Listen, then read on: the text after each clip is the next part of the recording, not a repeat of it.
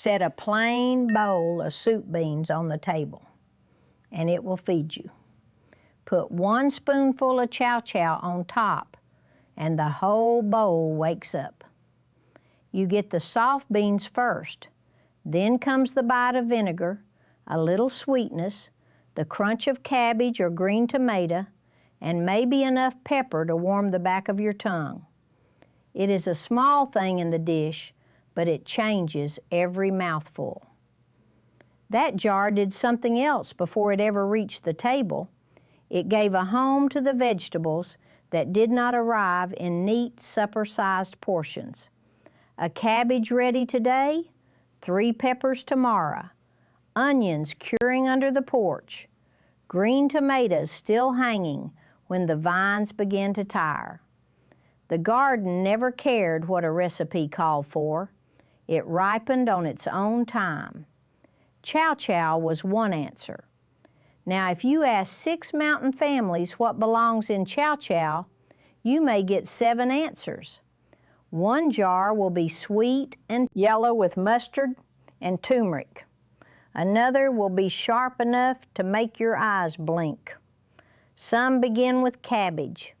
Some lean hard on green tomatoes. Peppers, onions, beans, cauliflower, cucumbers, and carrots may all find their way into one version or another. But a shelf-stable jar has rules. We know more about safe home canning now, and an old family formula is not automatically a tested canning recipe. I am going to show you the old household logic, what each part of the process was trying to do, and how to carry the idea into a modern kitchen without guessing at the safety. There is one little argument we will leave open. People tell several stories about where the name chow-chow came from. The relish traveled through more than one region and more than one people. Appalachia did not invent every mixed pickle in America, but mountain kitchens gave this one a sure place beside soup beans, greens, cornbread, and a great many plain suppers that needed something bright. So pull your chair close. Before we talk about jars and kettles, we need to look at the garden. That is where chow-chow really begins. A garden gives generously but not conveniently.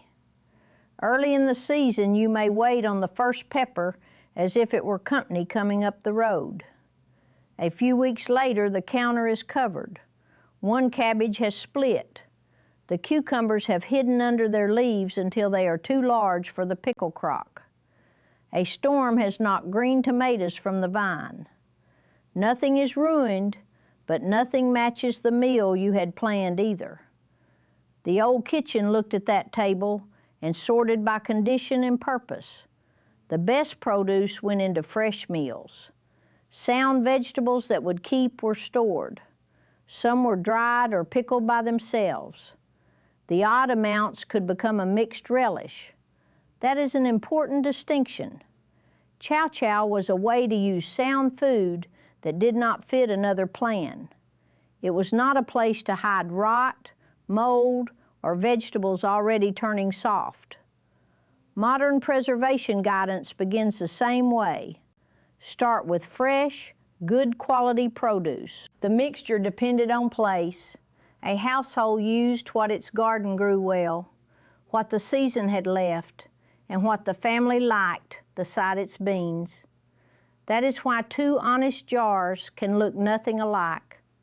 In one part of the mountains, a cabbage base may be familiar.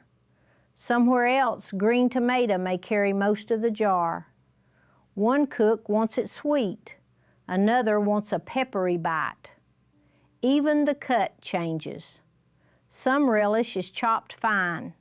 Some is coarse enough that you can still name every piece on the spoon.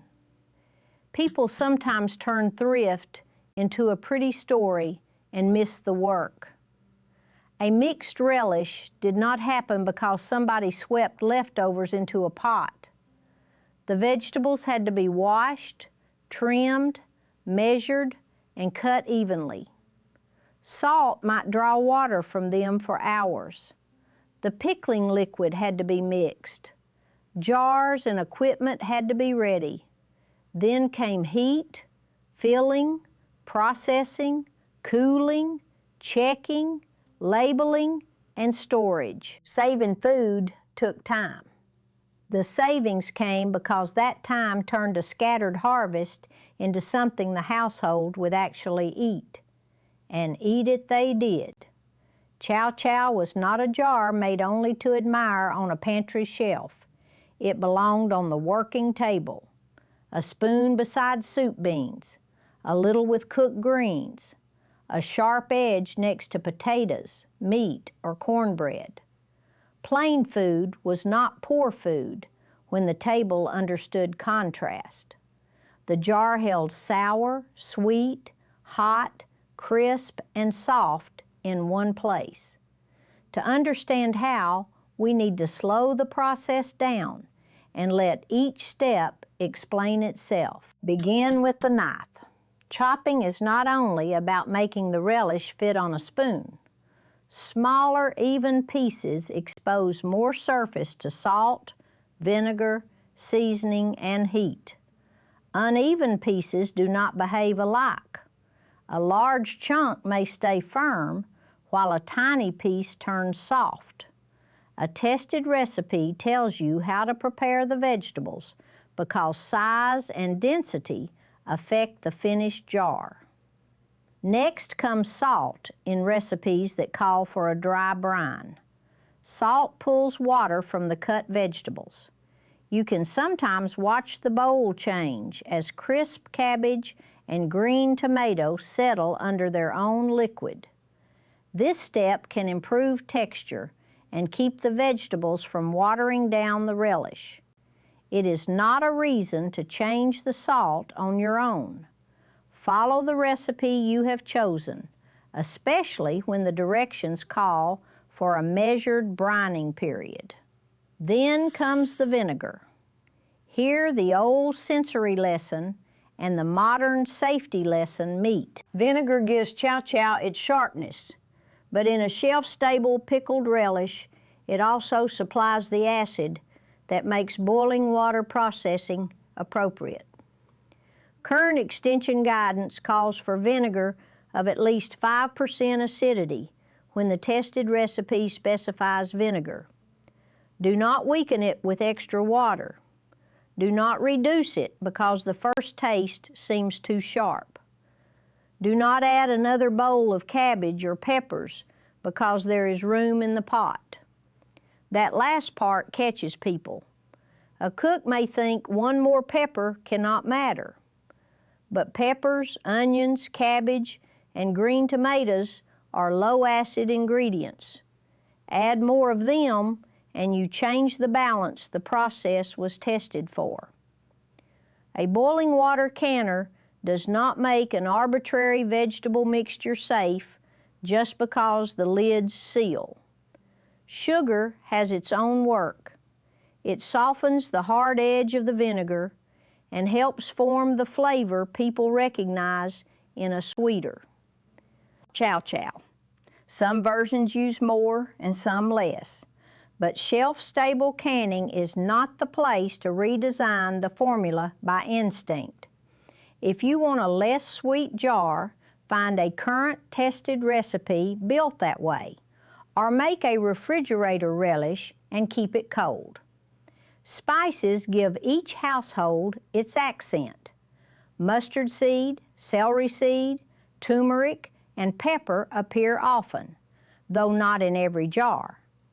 Turmeric can give a relish that familiar golden cast. Whole seeds release their flavor gradually. Hot pepper can be gentle or fierce. This is one reason chow-chow tastes better after the sharp newness settles and the flavors have had time to meet. The pot matters too. Acid and salt can react with copper, brass, iron, or galvanized metal. Modern guidance favors stainless steel, glass, or sound unchipped cookware for the mixture. That is not fancy equipment. It is simply the right material for an acidic food. When the relish is heated according to the recipe, the pieces begin to take on the pickling liquid. They should remain recognizable, not cooked down into paste. The hot mixture goes into the jar with the headspace named in the tested directions. Air bubbles are removed as directed. The rim is cleaned. The lid is fitted. Then the jar is processed for the time required for its size and the cook's elevation. Processing is part of the recipe. So is cooling. So is checking the seal after the jars have rested undisturbed. A lid pulled down by cooling tells you that a vacuum formed. It does not tell you that an unsafe recipe became safe. Once the jars are labeled and stored in a cool, dark place, the work table clears. What had been a cabbage here, a few peppers there, and tomatoes that would never redden is now ready to stand beside a winter pot of beans. That transformation explains the usefulness. It does not explain the name. For that, we have to admit that the trail wanders. Chow-chow belongs to Appalachia, but it does not belong only to Appalachia. Food historians and folklife collections have documented mixed vegetable relishes under that name in the South, in Pennsylvania Dutch country, in the Canadian Maritimes, and elsewhere. A Library of Congress field collection from New Jersey records a German-American family making chow-chow in 1983.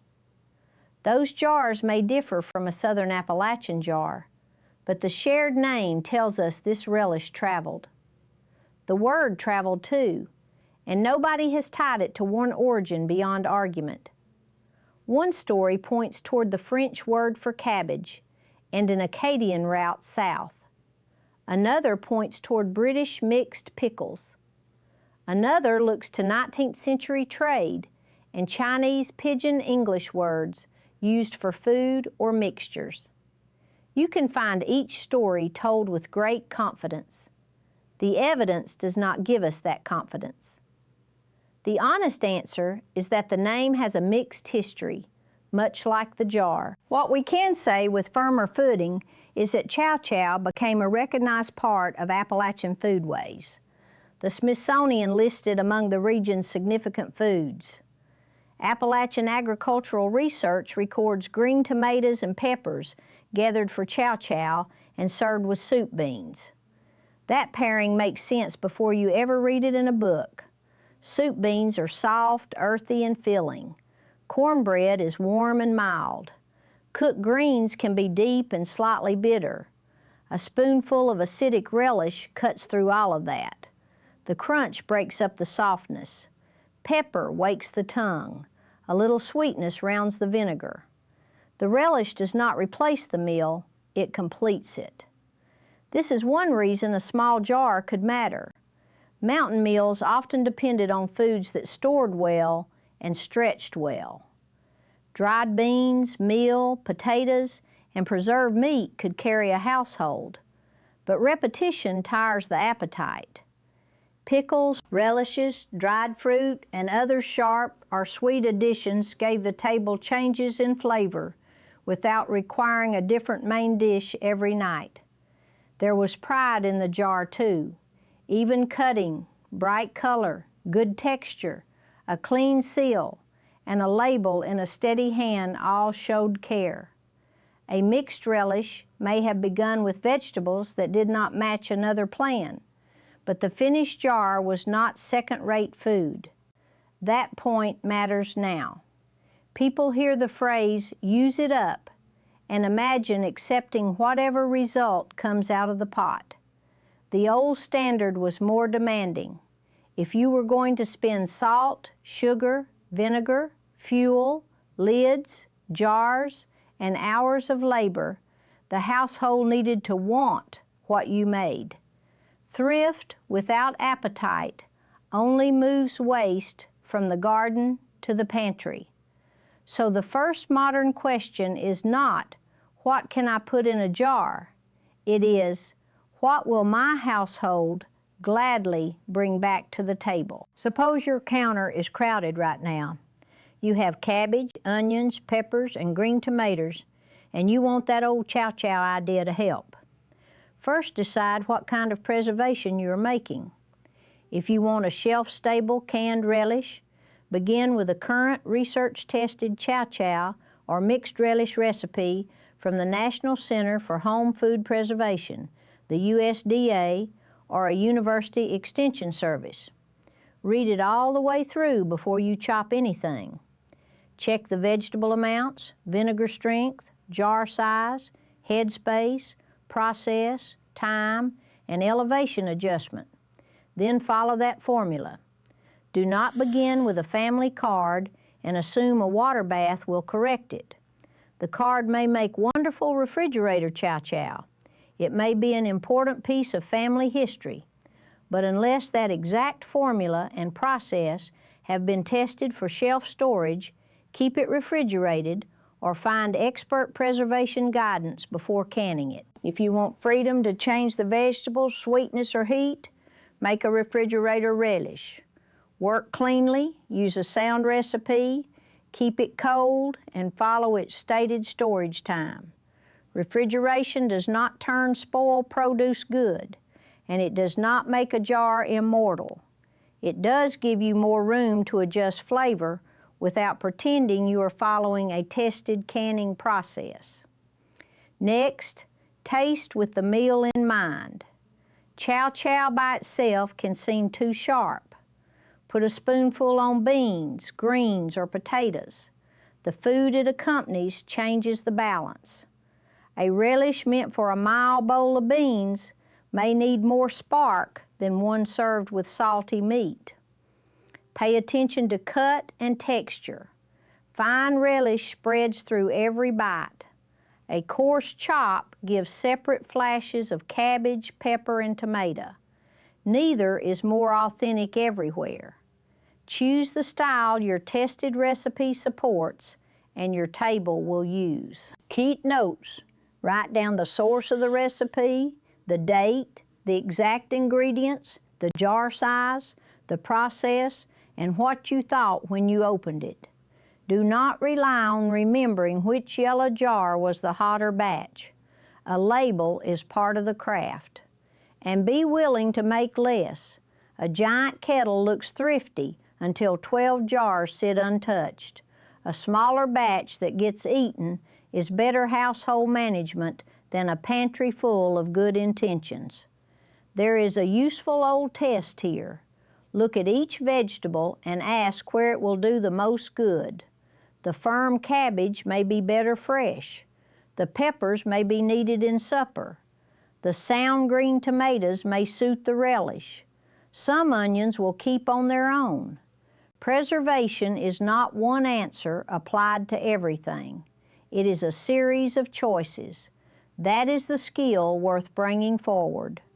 We do not need blind obedience to an old card, and we do not need fear of every old method either. Learn what the household was trying to accomplish. Then use the best safety knowledge we have now. The jar can still carry the old purpose without carrying the old uncertainty. There is a temptation to make thrift sound severe. Use every scrap, waste nothing, never want more than you have. That was not the whole of it. A good mountain kitchen was trying to keep people fed, but it was also trying to make them come gladly to the table. A bowl of beans could fill the stomach. Chow-chow gave it appetite. The bright spoonful said somebody had thought ahead when the garden was heavy and the kitchen was hot. Think of all the judgments inside one jar. Which vegetables were sound? Which ones would keep another way? How fine to cut them? Whether the family liked sweet relish or hot? How much to make? What meal needed it most? When to open the first jar and how many to hold for later? That is practical intelligence. Quiet, ordinary, and easy to overlook because it happened at a kitchen table instead of in a factory or a laboratory. We should keep the intelligence and improve the safety. Use fresh produce. Choose a tested formula for anything meant to stand on the shelf. Keep the vinegar at the strength named in the recipe. Do not increase the low-acid vegetables. Use the jar size and processing time given for your elevation. If you want to improvise, make a refrigerator version and keep it cold. Then serve it. Do not let the jars become decorations. Put a spoonful beside beans. Try it with greens or potatoes. Notice whether your household wants more sweetness, less heat, or a coarser cut next time. Let the table tell you what is worth preserving again. The old lesson was never that every odd thing must be saved forever. It was that usefulness can be found when you pay attention. A few vegetables arriving at different times can become a relish with a place of its own. A plain meal can become one people remember. A recipe can carry family recognition even when we update the method that makes it safe. If chow-chow sat on your family's table, tell me what went into it and what you ate it with. Was it sweet, hot, or sharp? Enough to make you blink? Those little differences are where the family history lives. And if your garden is beginning to run ahead of you this summer, do not wait until the counter is lost under baskets. Choose what should be eaten fresh, what should be stored another way, and what might earn a place in the chow-chow jar. Take good care of what the garden gives you. I will leave the lamp lit.